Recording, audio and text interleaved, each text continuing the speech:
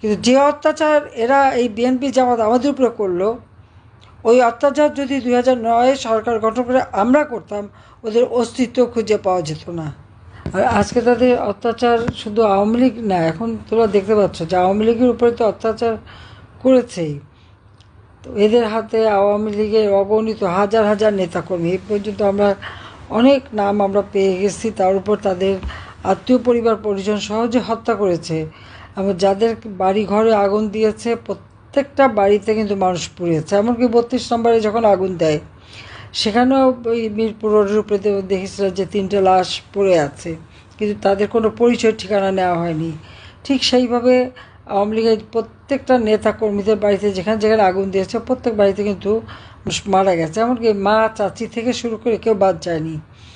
এই যে নৃশংসতা, অত্যাচার, নির্যাতন, আমি ঠিক জানি না এইভাবে নির্যাতন করে একটা পার্টিকে শেষ করবে, পুলিশ নির্যাতন করে পুলিশকে শেষ করবে, আনসার নির্যাতন করেছে, তাদের গুম করে ফেলেছে। আসলে ডক্টর ইউনূসের ক্ষমতা দখল হলো জঙ্গিদের সহায়তায়। যে সমস্ত জঙ্গি সংগঠনগুলি আন্তর্জাতিকভাবেও নিষিদ্ধ, আজকে সেইগুলি যারা অপরাধী ছিল, গ্রেপ্তার করা হয়েছিল, তাদেরকে সে সব ছেড়ে দিয়েছে। তার এই মেটিকুলাসলি ডিজাইনের মাধ্যমে বাংলাদেশের মুক্ত চিন্তা, স্বাধীনভাবে কথা বলা, স্বাধীনভাবে চলা, নারীদের অধিকার, শিশুদের অধিকার, যুব সমাজের অধিকার সবই কেড়ে নিয়েছে। লক্ষ লক্ষ ছেলে মেয়ে পরীক্ষা দিতে পারে নাই, পড়াশোনা করতে পারছে না। শিক্ষকদের অপমান করা, আমরা এটা জীবনে তো কখনো দেখিনি এইভাবে শিক্ষকদের অপমান করতে পারে। সেই ইউনিভার্সিটি, স্কুল, কলেজ সব জায়গায় শিক্ষকদের উপরে হামলা, অত্যাচার, জোর করে তাদের পদত্যাগ করানো। সেই সাথে আমাদের আইনজীবী, আজকে কোনো মামলায় কোনো কোর্টে কেউ দাঁড়াতে পারবে না। একই দিনে 93 জন আইনজীবীকে গ্রেপ্তার। এটা বাংলাদেশে কবে ঘটেছে? ডক্টর ইউনূসের আমলে। অথচ বাইরে যে বলবে সব ঠিক আছে, তার সময় নাকি সবাই কথা বলতে পারবে, বলে হ্যাঁ আমার সমালোচনা করেন। কিন্তু যে সমালোচনা করবে সাথে সাথে তার গুন্ডা বাহিনী যে তাকে মারধর করবে, অত্যাচার করবে, নির্যাতন করবে, ঘর বাড়ি পোড়াবে, জ্বালাবে পড়বে। আজকে এখানে যে ঘটনাগুলি আমরা শুনলাম, আজকে চাইনিজ কুড়াল, চাপাতি এইসব দিয়ে কুপিয়ে কুপিয়ে কুপিয়ে মারা, ছোট 6 বছরের বাচ্চা তার 2টো হাত মুচড়া ভেঙে দিয়ে দিল, বৃদ্ধ বাবা তাকে পিসমোড়া দিয়ে বাঁধা, তার বাথানের গরুগুলি কেড়ে নিয়ে গেছে, ঘরের সব জিনিস লুট করেছে, লুট করে আবার আগুন দিয়ে পুড়িয়ে দিয়েছে। আর পরিবারগুলি আজকে কোথায় যাবে? তুমি দেখো একটার পর একটা যে নির্যাতন। এই যে শাকিলের পাটা কেটে ফেলে দিয়েছে, এরা কত বড় কসাই যে এইভাবে একটা মানুষ, জীবন্ত মানুষের পাটা কেটে বিচ্ছিন্ন করে দিয়ে গেল। এবং তাদের মধ্যে কোনো নাই, বিকার নাই। আমি জানি না এরা সুস্থ নাকি, সেটা আমার তো প্রশ্ন, নাকি ইউনূস নিজেই সুস্থ কিনা সেটা এখন আমার সন্দেহ। তারপর এই যে সুজন যেভাবে তার উপর নির্যাতন, এবং তার স্ত্রীর কাছ থেকে শুনলাম তার পরিবারের উপর, বাচ্চাদের উপরে, শিশুদের উপরে জুলুম করে যাচ্ছে, বয়স্ক বিধবা, বয়স্ক মা বাবা, তাদের উপরে অত্যাচার, নির্যাতন। মানে এটা, এদের অপরাধ কি? আওয়ামী লীগ করে, তা আওয়ামী লীগ করবে না কি করবে? আরে আওয়ামী লীগ ছিল বলেই তো দেশটা স্বাধীন হয়েছে। এই দেশ তো জাতির পিতা, আমার বাবা জাতির পিতা বঙ্গবন্ধু শেখ মুজিবুর রহমান স্বাধীন করে দিয়ে গেছেন। আর এই স্বাধীনতা সংগ্রামে আওয়ামী লীগ অগ্রণী ভূমিকা পালন করেছে। এদেশের ভাষা আন্দোলন, এদেশের স্বাধীনতা, দেশের উন্নয়ন, স্বল্পোন্নত দেশ জাতির পিতা করে গিয়েছিলেন, তারই পদাঙ্ক অনুসরণ করে আমি বাংলাদেশকে উন্নয়নশীল দেশের মর্যাদায় উন্নীত করেছি। আজকে সারা বাংলাদেশে উন্নয়ন ছোঁয়া, ঘরে ঘরে বিদ্যুৎ, রাস্তাঘাট, পুলবি সব আমার করে দেওয়া। আজকে সব ধ্বংস, সব কিছু ধ্বংস করার জন্য উঠে পড়ে লেগে গেছে। আমি তো কাউকে হত্যা করিনি। এই যে আবু সাইদ মুগ্ধ টুগ্ধ হইতে কারা হত্যা করেছে? তো সব ইউনূসের মেটিকুলাসলি ডিজাইনে হত্যা করা হয়েছে। আজকে আমার নামে বলা হয় তাকে হত্যা করা। আমি কেন হত্যা করতে যাব? আমি মানুষের জান বাঁচাই। আমি 10 লক্ষ রোহিঙ্গাকে আশ্রয় দিয়েছি, চিকিৎসা করেছি। 40,000 মহিলা প্রেগনেন্ট ছিল, অন্তঃসত্ত্বা, তাদের প্রত্যেকের চিকিৎসা এবং বাচ্চা যাতে নিরাপদে হয় সে ব্যবস্থা আমি করে দিয়েছি। প্রথম কয়েক মাস তো কোনো সাহায্য ছিল না, তা আমি কেন মানুষ খুন করতে যাব? আর আমি তো জানি আমার বাবা মা ভাই সব হারিয়েছি। আমি যখন রাষ্ট্র পরিচালনা করি, আমি তো দল দেখি না। ভূমিহীনদের মাঝে ঘর দিয়েছি, কে দল করে সেটা দেখিনি। 1 কোটি পারিবারিক কার্ড দিয়েছি যাতে স্বল্প মূল্যে খাবার কিনতে পারে। সেখানে কি দলবাজি করেছি? প্রথমে বললো দলবাজি করেছি, হিসাব করলো কি 43 জন নাকি আওয়ামী লীগের, 43 লক্ষ হচ্ছে আওয়ামী লীগের সাপোর্টার, তাই তারা বাদ। কেন? তারা এদেশের নাগরিক না? তারা মানুষ না? যদি 43 লক্ষ আওয়ামী লীগের হয়, তা আর 57 লক্ষ তো অন্য দলের, তাও তো আওয়ামী লীগের না। তা আমি তো তাদের পারিবারিক কার্ড দিয়েছি, সেখানে আমার দলের লোক তো বেশি না। যারা অসহায় দরিদ্র আমি তাদের, নিম্নবিত্ত তাদের দিয়েছি। আমি বিনা পয়সায় খাবার যখন দিই, চাল দিই, আমি কি কোনো দল দেখি না। আমি যে বিনা পয়সায় ঘর দিচ্ছি, সেমি পাকা ঘর, 2 কাঠা জমি, আমি কাদের দিচ্ছি?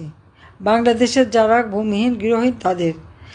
কোন দল করে, কি করে, কারে ভোট দেয়, আমি সেটা যাচাই করি না। আমি যাচাই করি যে মানুষটার ঘর নাই, বাড়ি নেই, তার একটা ঠিকানা দরকার, তার একটা জীবন দরকার, সুন্দরভাবে যাতে জীবন চালাতে পারে সেই ব্যবস্থা দরকার। আমি সেটাই করে দিয়েছি। এই যে বস্তিবাসীদের জন্য আমি ফ্ল্যাট নির্মাণ করে দিয়েছি। রিক্সাওয়ালা থেকে শুরু করে অনেকেই, প্রায় 300 পরিবারকে দিয়েছিলাম পর্যায়ক্রমিকভাবে, সবাইকে করে দেওয়ার কথা। আমি কিন্তু সেখানে দল দেখেছি? তা তো দেখি নাই। হরিজন, দলিত শ্রেণী, সুইপার থেকে শুরু সকলকে আমি ফ্ল্যাট বানিয়ে দিয়েছি, ঘর বানিয়ে দিয়েছি, ঠিকানা দিয়েছি। এমনকি সে 91 সালে ঘূর্ণিঝড়ে যারা ঘর বাড়ি হারা, তাদেরকে আমি ফ্ল্যাট বানিয়ে তাদের পুনর্বাসনের ব্যবস্থা করে দিয়েছি। আর আমি কেন মানুষকে মারতে যাব? আমার নামে মিথ্যা অপবাদ দিয়ে যাচ্ছে সারা জায়গায়। এমনকি সেই বিবিসিও বলে আমি নাকি খুন করেছি, আরও অন্যান্য পত্রিকায় নানা রকম। এগুলো তো সব ইউনূসের কারসাজি। হাজার হাজার কোটি টাকা বানিয়ে আর সেই বিদেশিদের কাছ থেকে টাকা খেয়ে আজকে দেশের সর্বনাশ করে দিচ্ছে। যার মাঝে দেশপ্রেম থাকে, যার মাঝে মানুষের প্রতি প্রেম, দয়া, ভালোবাসা থাকে, সে কি কখনো এটা করতে পারে? পারে না। ইউনূসে তো এদেশের মানুষের জন্য কোনো দরদ নেই। সে ওই দরিদ্রতা বেঁচে খায়, মিষ্টি মিষ্টি কথা বলে, কাজের বেলা উল্টো করে। 6,000 টাকা বেতনের একজন এমডি, তার এত হাজার হাজার কোটি টাকা কোথা থেকে হলো? 400 কোটি টাকা আমি গ্রামীণ ব্যাংকে আমার সরকার আমলে আমি দিয়েছি, দরিদ্র মানুষের লাভ হবে সেই জন্য। 1 টাকারও হদিস নাই, সব পাচার করে দিয়েছে। কিন্তু এই ইউনূসের ক্ষমতা দখল, এবং এটা সব কিছুর পিছনে সে নিজে মামলা দিতে বলে দিয়েছে, যার বিরুদ্ধে যত মামলা দিতে হবে, মামলা রেজাল্ট যাই হোক, মামলা দিয়ে হয়রানি এবং ভীতি সৃষ্টি করা, ঘর বাড়ি আগুন দিয়ে পুড়িয়ে একেবারে আওয়ামী লীগের নেতাকর্মী নিঃস্ব করে দাও। সেই আইয়ুব খান করেছে, ইয়াহিয়া খান করেছে, জিয়া করেছে অত্যাচার, এরশাদ, খালেদা জিয়া, কে না অত্যাচার করেছে আমাদের উপর। আওয়ামী লীগ কি ধ্বংস করতে পেরেছে? পারবে না। কিন্তু যে অত্যাচার এরা এই বিএনপি জামাত আমাদের উপরে করলো, ওই অত্যাচার যদি 2009 সরকার গঠন করে আমরা করতাম, ওদের অস্তিত্ব খুঁজে পাওয়া যেত না। কিন্তু আমরা তো সেটা করিনি। আমি সহনশীলতা দেখিয়েছি, দেশের উন্নয়ন করেছি, আমাদের সমস্ত শক্তি দিয়ে বাংলাদেশের মানুষ যেন ভালো থাকে সেই কাজ করেছি। কিন্তু তার প্রতিদানে আমরা কী পেলাম? ঘর ছাড়া, বাড়ি ছাড়া, সব পুড়িয়ে জ্বালিয়ে ছাড়কার। যে আওয়ামী লীগের নেতাকর্মীরা মুক্তিযোদ্ধা, আন্দোলন করেছে, যুদ্ধ করেছে, বিজয় এনে দিয়েছে, আজকে তাদের হাতে হাত করা, আজকে তাদের হাতে হাত করা। যে মুক্তিযোদ্ধারা জীবন বাজি রেখে যুদ্ধ করে দেশ স্বাধীন করেছে, আজকে তাদের গলায় জুতার মালা। আর পাকিস্তানি হানাদার বাহিনীর দোসর শত শত নারীকে ক্যাম্পে দিয়ে দিয়েছে, শত শত যুবকদের গুলি করে হত্যা করেছে। পাকিস্তানি হানাদার বাহিনীর সাথে হাত মিলিয়ে গ্রামের পর গ্রাম জ্বালিয়ে দিয়েছে, আজকে তার গলায় ফুলের মালা। এরা কারা? এরা বাংলাদেশের স্বাধীনতা বিশ্বাস করে না। আল্লাহ যদি দিন দেয়, জাহাজে করে সব ঘুরিয়ে ওই আরব সাগরে করাচিতে পৌঁছে দেবো, যে থাক তোরা ওইখানে। তারাও নেবে না, এই যে এই ভেজাল জিনিস, ঝামেলার জিনিসকে তারাও নেবে কিনা সন্দেহ।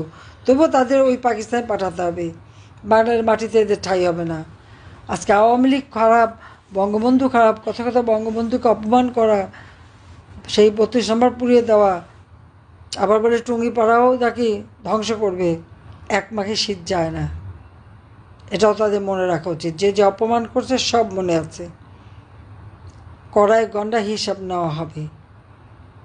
আর এক দুর্নীতিবাজ বসছে, দুর্নীতি দমন কমিশনের চেয়ারম্যান, ছেলে মেয়ে সবাইকে উত্ত্যক্ত করে ছাড়ছে, মিথ্যা অপবাদ দিচ্ছে। আর তার নিজের যে কত দুর্নীতির হিসাব, সেই বিমানের কত টাকা মেরে আসছে সব হিসাব আছে। এগুলো সমস্ত প্রচার করা হবে। এবং যার বিরুদ্ধে দুর্নীতি মামলা, সেই আজকে দুর্নীতি দমন কমিশনের চেয়ারম্যান। কি দুর্ভোগ আমাদের দেশে। আর যারা যুদ্ধাপরাধীদের ডিফেন্সে ছিল, তারা এখন আইসিটিতে আমাদের বিচার করে। আমি জানি না এরা কীভাবে দেশটাকে নিয়ে যাবে। আজকে কোথায় নিয়ে গেছে ডক্টর ইউনূস দেশটাকে, একবার ভেবে দেখো। আরে আওয়ামী লীগ দেশ স্বাধীন করেছে বলেই না তোরা আসিস, সেটা ভুলে যাস কেন? যে বাবারে অপমান করো, সেই বাবাই তো দেশটা স্বাধীন করে দিয়ে গেছে। বাংলাদেশ নামটাও তার দেওয়া। কতদিন এটা সহ্য করা যায়? এটা সহ্য করা যায় না। তবে বিএনপি জামাতের অবস্থা, বিএনপি এখন চাঁদাবাজি করতে করতে নিজের দলের লোকদের কাছ থেকে চাঁদা দেয় নাই দেখে রাস্তায় ফেলে তাকে পাথর দিয়ে আর ইট দিয়ে পিটে পিটে মারা। অপরাধ করতে করতে অপরাধ কোন পর্যায়ে গেছে যে নিজের দলের লোকেও তারা ছাড়ে না। এক ঘরে ঢুকে নারী নির্যাতন করে, মেয়েদেরকে কীভাবে উলঙ্গ করে সেই ছবি দেখায়। ওদের ঘরে মা বাপ নাই, ওদের ঘরে বউ নাই, মেয়ে নাই, বাচ্চা নেই। তারা একবার চিন্তা করে না যে এই ঘটনা যদি তার পরিবারের সাথে হয় কী করবে? ছেলেকে পায়নি, মাকে ধরে মারা। স্বামীকে পেল না কেন? মাত্র 6 মাসের বাচ্চা সহ জেলখানায়, মাকে নিয়ে জেলখানায় রেখে দিয়েছে। জামিনটা পর্যন্ত ঠিকমতো দেয় না। আর চাঁদাবাজি, দুর্নীতি, সেটাই তো তাদের নীতি। আর অন্যের জিনিস লুট করে বাড়িতে নেওয়া। ওই লুটের মাল কার বাড়িতে কোথায় আছে সব হিসাব নেওয়া হবে। কারণ সাধারণ মানুষ তো দেখতেছে কার কোথায়, ওই সাধারণ মানুষই হিসাব নেবে, সব খুঁজে বের করবে। আমাদের তো সব কিছু আমরা হারিয়েছি। হারাবারও কিছু নাই, পাওয়ারও কিছু নাই। তবে যে অন্যায় অবিচার বাংলাদেশের মানুষের উপর চলছে, তার সুব্যবস্থা আমরা করব এবং এর বিচার ইনশাল্লাহ করব। সেই জন্যই তো আল্লাহ বাঁচিয়ে দেয় বারবার। আল্লাহ প্রত্যেকবার বাঁচায় আর প্রত্যেকবার আমার হাত থেকে একটা কাজ করায়। এবারও এই কাজটাই আমাকে করাবে, সেই জন্য আমাকে বাঁচিয়ে রেখেছে। কাজে যারা আজকে স্বজন হারিয়ে এখানে আসছেন, যারা আজকে নির্যাতিত হয়েছেন, ধৈর্য ধরেন, ইনশাল্লাহ দিন ফিরবে। এতদিন এইরকম অত্যাচার এগুলি আল্লাহ সহ্য করবে না। আজকে সারা বিশ্বের কাছে বাংলাদেশকে একটা জঙ্গি রাষ্ট্রে পরিণত করছে এই জঙ্গি ইউনূস। সন্ত্রাস, জঙ্গি সব ছেড়ে দিয়ে আওয়ামী লীগের নেতাকর্মীদের নিয়ে জেলখানায়, আর তাদেরকে হাত করা পড়ায় তারা থানায় আনে। অপমানের একটা সীমা থাকে, এই অপমান কেউ ভুলবে না, এটা তাদের মনে রাখা উচিত।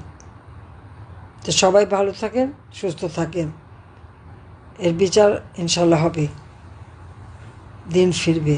আর সেদিন বেশি দূরে না। খোদা হাফিজ। জয় বাংলা, জয় বঙ্গবন্ধু, বাংলাদেশ চিরজীবী হোক।